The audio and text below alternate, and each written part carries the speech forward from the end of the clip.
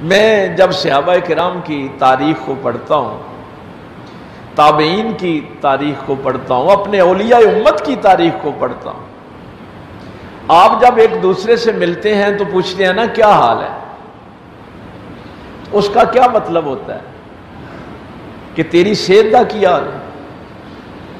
یا تیرے کاروبار دا کی حال ہے؟ دو ہی باتیں ہوتی ہیں، لیکن صحابہ کا یہ مطلب نہیں ہوتا تھا۔ آج میں نئی بات آپ کو بتاؤں،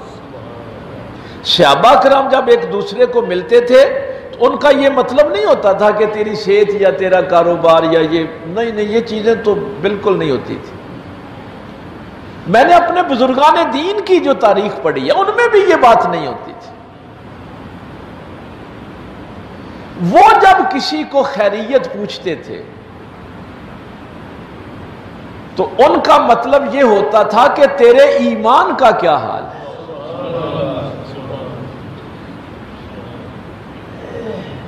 تیرا جو اللہ سے تعلق تھا اعمال صالحہ کا تیرا کیا حال ہے۔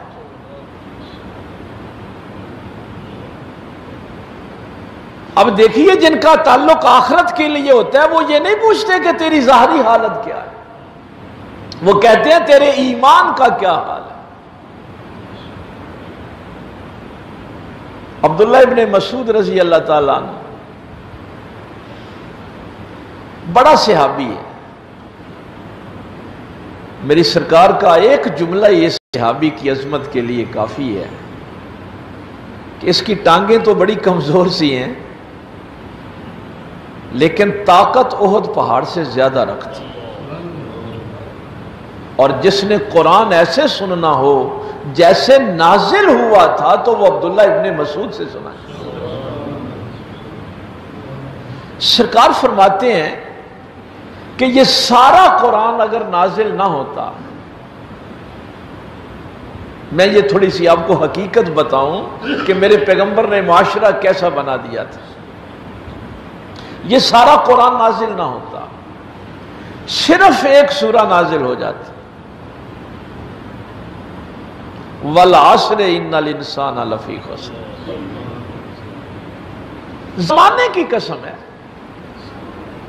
تم گواہ ہو، تمہارے سامنے بڑے بادشاہ مارے گئے، ضیاء الحق مارا گیا، بھٹو مارا گیا، ایوب چلا، تم نہیں گواہ اس بات کے؟ ڈاکٹر مارے گئے، سیاستدان مارے گئے، پیر مارے گئے، مولوی مارے گئے، کون بچا ہے؟ زمانہ گواہ ہے، تم اپنی آنکھوں سے دیکھتے ہو، ان الانسان لفی خسر، انسان خسارے میں، گھاٹے میں، لیکن سارے نہیں، الا الذین آمنوا وعملوا الصالحات، جو لوگ ایمان لائے اور پھر نرا ایمان ہی نہیں لائے، اس ایمان کے مطابق نیک عمل کیے، وتواصوا بالحق وتواصوا بالصبر۔ میں نے اس دن بھی کہا تھا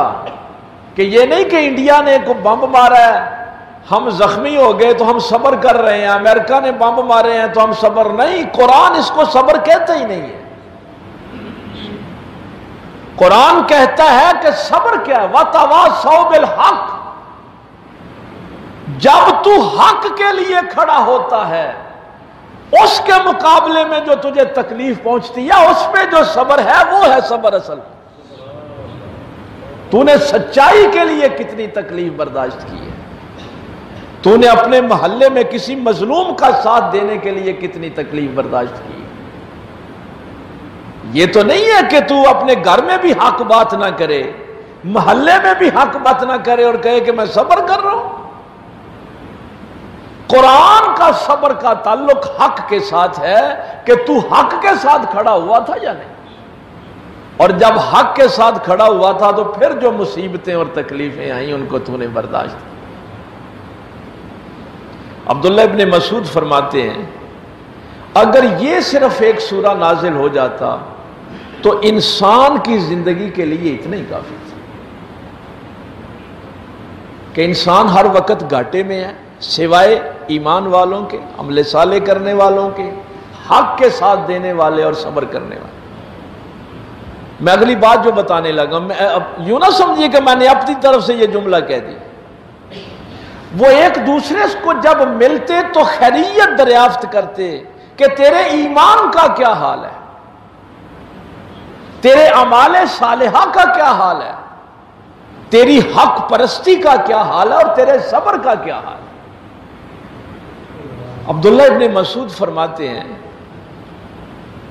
کہ صحابہ جب ایک دوسرے سے ملتے، دو بھائی جب آپس میں ملتے، ایمان والے بھائی، اور جب جدا ہونے لگتے، ایک دوسرے کو چھوڑنے لگتے، جدا ہونے لگتے، رخصت ہونے لگتے، تو اس وقت تک رخصت نہیں ہوتے تھے جب تک یہ سورہ اثر ایک دوسرے کو نہیں سنا لیتے۔ یعنی ملتے وقت بھی یہی پوچھتے تھے اور جدا ہوتے وقت بھی یہی بات کرتے تھے، ایمان بچ جائے، اعمال صالحہ بچ جائیں، حق کے ساتھ کھڑا ہونا بچ جائے، صبر بچ جائے۔